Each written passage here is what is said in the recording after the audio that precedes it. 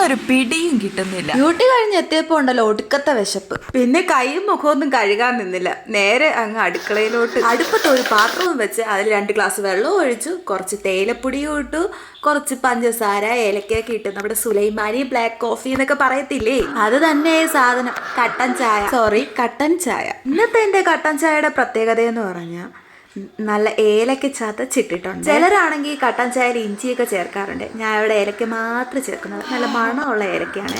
ഇത് 2-3 എടുത്ത് ഇങ്ങനെ ഇടപെടാന്ന് ചതച്ച് നമുക്ക് ഈ തേയിലയിലോട്ട് ഇട്ട് കൊടുക്കാമേ. അങ്ങനെ കട്ടൻ ചായ കൂടെ കഴിക്കാൻ എന്തെങ്കിലും വേണ്ടതെന്ന് പിന്നീടാണ് ചിന്തിച്ചത്. ഒന്നും നോക്കിയില്ല, കൈ കിട്ടിയ ബ്രെഡും ഫ്രിഡ്ജിലിരുന്ന കുറച്ച് വെജിറ്റബിൾസ് ഒക്കെ എടുത്ത് വെച്ച് സാൻഡ്വിച്ച് ചെറുതായിട്ട് ടൊമാറ്റോ സോസ് കൊണ്ട് ഗാർണിഷും ചെയ്തു. അങ്ങ് നമ്മുടെ സാൻഡ്വിച്ച് റെഡിയായി, കട്ടൻ ചായ റെഡിയായി. ഞാനെൻ്റെ കെട്ടിയത് കൊടുക്കട്ടെ. എന്തായാലും സാൻഡ്വിച്ചും കട്ടൻ ചായയും പുള്ളിക്കാരന് ഇഷ്ടപ്പെട്ടു, എനിക്കും ഇഷ്ടപ്പെട്ടു. അപ്പോൾ ഞാൻ ഹാപ്പി, പുള്ളിക്കാരന് ഹാപ്പി. അപ്പോൾ ബൈ ബൈ.